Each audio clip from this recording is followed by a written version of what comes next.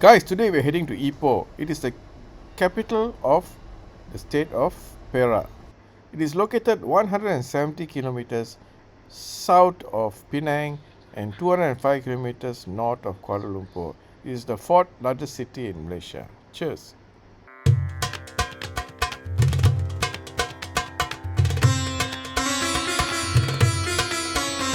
So the town of Ipoh developed in the 1800s from the Malay village of Palau along the banks of the Kinta River. That's the Kinta River over here. The tin rush of the 1880s caused the town to boom.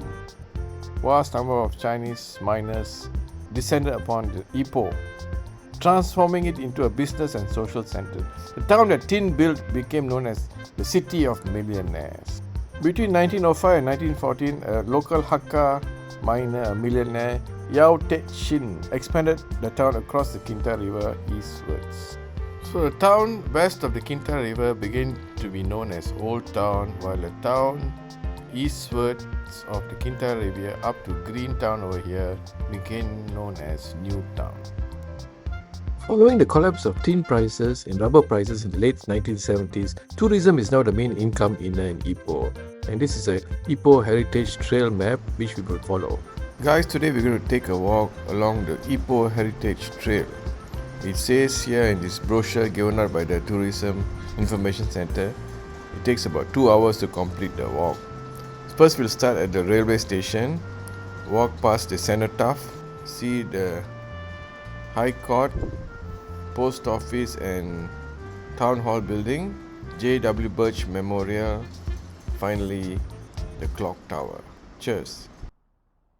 So guys, we'll start our trail at the Ipoh railway station. It was built from 1914 to 1917 in neoclassical style and designed by government architect A.B. Hubbard. Often referred to as the Taj Mahal of Ipoh, the building is similar to the Kuala Lumpur railway station, also designed by A.B. Hubbard. So our next stop is the War Memorial, located at Station Square just in front of the railway station. This memorial commemorates Perak's war dead and bears the word "sacred" to the memory of the men from the state of Perak who fell in the Great War of 1914 and 1918, and to those who died in the 1939 to 1945 war. You can see from the inscription here, it also commemorates the dead who died building the Thailand-Burma Railway during the Second World War.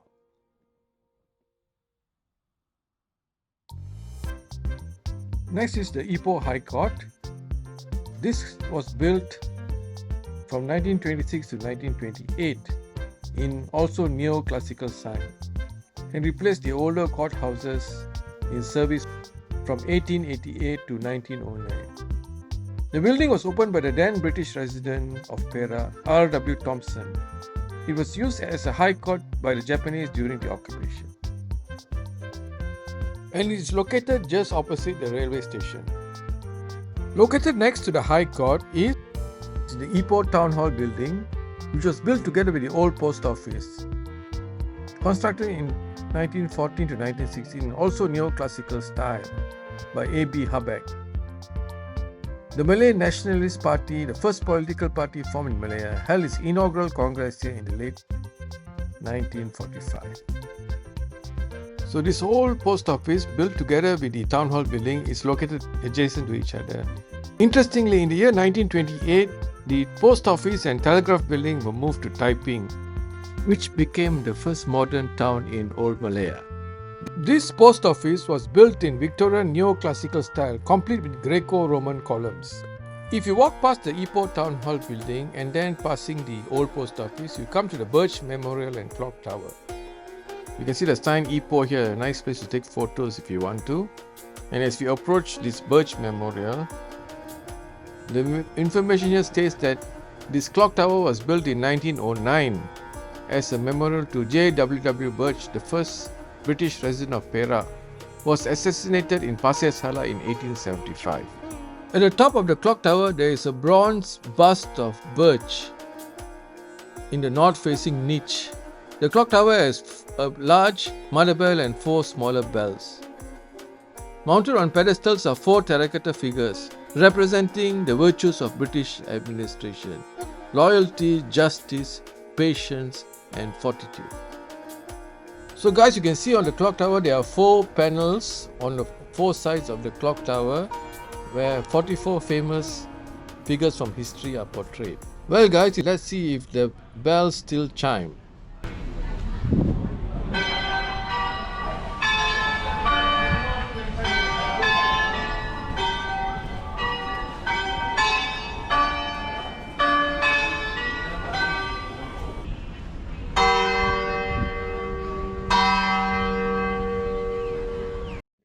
So that was interesting. The clock tower bells are still functioning. So let's continue our walk along Ipoh's heritage trail. We'll start at the Royal Ipoh Club and head on to St. John's Anglican Church, go past St. Michael's Institution and past this famous Indian Muslim mosque, ending up at the FMS Club. Cheers! So Jack and I decided to take our car and drive to the Ipoh Club since it was a bit hot to walk all the way there. So we just parked at the Royal Ipoh Club. It was founded by a group of Europeans in 1895 and has a distinction of being the oldest club in Ipoh. During the Japanese occupation, the Japanese army used it as a laundry house for officers who were based at the nearby St. Michael's Institution. So Jack and I tried to see if we could have lunch here, but unfortunately, not a member can have lunch here. Cannot. Okay. Now we are at St. John's Anglican Church, consecrated in the year 1912. When built, it was the largest church in Malaya. During the Japanese occupation, this church was converted into a noodle factory for a short period of time.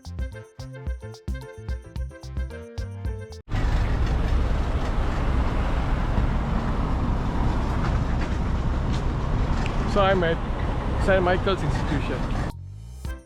This school was established in the year 1912, was founded by Father J.B. Coppin and built in Gothic style. The current buildings were built over a period of 30 years, commencing from 1922. During the Japanese occupation, this school was the headquarters of the Japanese administration in Perak. You can see this school has a nice location just opposite the Ipoh Padang. So as Jack and I drive past St. Michael's Institution, the inscription at the gate entrance of the school says Quis ut Deus, which means who is like God in Latin. It is associated with the Archangel Michael, often used as his battle cry against Satan. Such is the diversity of our country, which we all should learn and appreciate today. After passing this Christian named school, we passed by this famous Indian Muslim mosque in Ipoh. Constructed by Indian workers in 1908 in Mughal style, this square-shaped mosque was built by Sheikh Adam, a wealthy Tamil Muslim, following a dispute with Muslims in the Malay community. The FMS Bar and Restaurant was founded in 1906 by an Hainanese immigrant. The FMS stands for Federated Malay States and is reputed to be the oldest restaurant in Malaysia. The main clientele were European miners and planters. Now it's been taken over by a 4th generation owner and it's been renamed The Bar at FMS, selling fusion and also Hainanese food.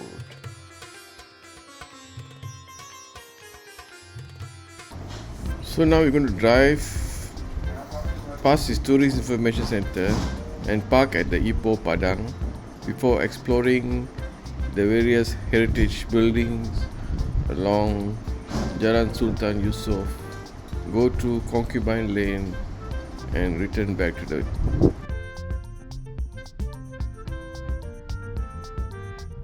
So Jack and I are just arriving at the Ipoh Padang. We're going to park our car here and continue our walk along Ipoh's heritage trail.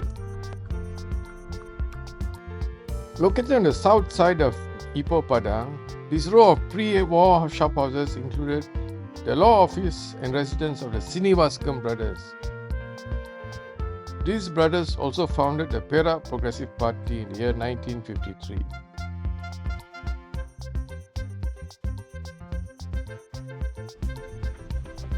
So now guys, we are at the Ipoh Padang. Currently it's a place famous for sporting activities. See, Jack is following me there. But in those days, during Japanese occupation, government servants used to pledge allegiance to the Japanese emperor every morning at 8 a.m. at this Padang. In 1943, Subhash Chandra Bose had speeches at this Padang to recruit people to join the Free India Army. And in 1962, the Sultan of Perak declared Ipoh a municipality at this Padang. We're now going to continue our walk behind the Ipoh Padang. You can see the building in front of us is the Hong Kong and Shanghai Banking Corporation building. Built in 1931 in Neo-Renaissance style, this building was the tallest in the town until post-independence. It was built to attract and impress both bank clients and tenants, which included professionals, business and mining companies.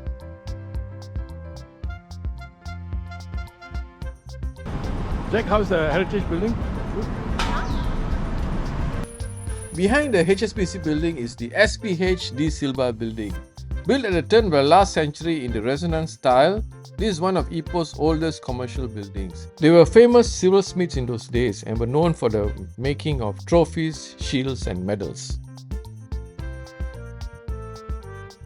Next is the Chung Tai Pin building, built in 1907 by Chung Tai Pin, the last Capitan Cina of Perak.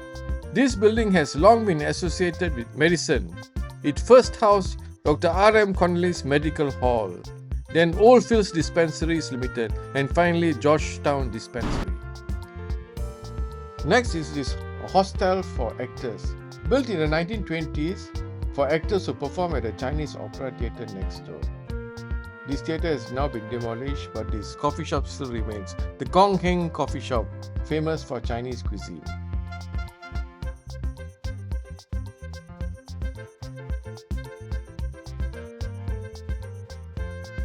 Now we are approaching Panglima Lane or Concubine Lane. This street dates back to the turn of the last century, the time when townhouses were renowned for opium, gambling and brothels. This was the place where rich tycoons kept their mistresses.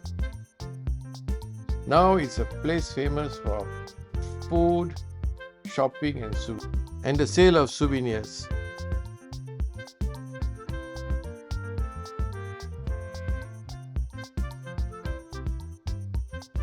This was an interesting outlet at Concubine Lane, a Harry Potter outlet store which Jack wanted to visit.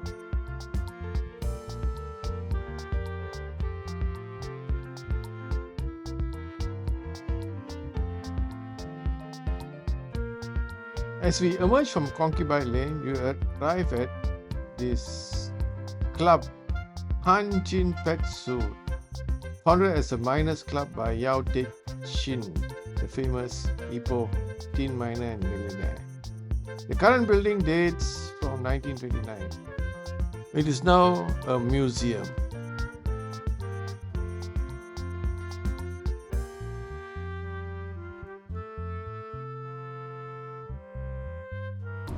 Next, we come to the Perak Ku Kong Chow Association. This Chinese association building was built in 1928 for the Cantonese community living in Kinta Valley. The facade is in the form of an imperial archway. At one time, it was home to the largest Cantonese community in Malaya. It is now a cafe and museum too. Interesting. Come. The Kin Kok Daily News building is also a heritage building. The daily Chinese newspaper was published in Ipoh since 1940. Because its views were strongly anti-communist, it was targeted by communists and bombed by the communists, which partially destroyed the building.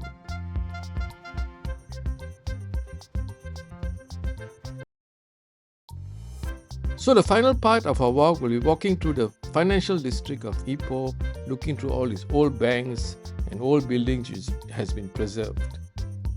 So as you walk along Jalan Dato' Lela, on the left is the OCBC building, or Straits building. On the right is the Standard Chartered building.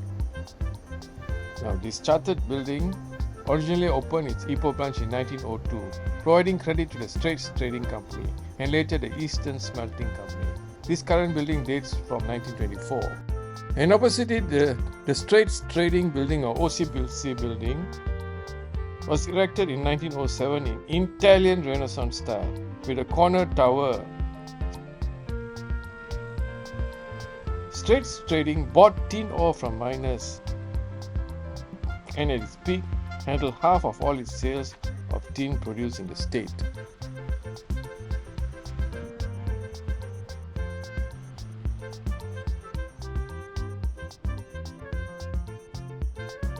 Opposite it, the Mercantile Bank. Built in 1931, this Art Deco building was built for the Mercantile Bank of India.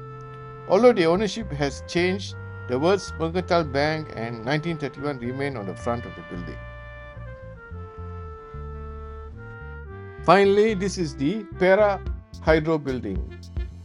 The Perak River Hydroelectric Power Company was formed in London in 1926 to supply power to the mines and dredges in the Kinta Valley. The company was located at these premises from the 1930s. So guys, I hope you enjoyed a walk through the Ipoh Heritage Trail. Till the next episode of Life Starts at 50. Cheers!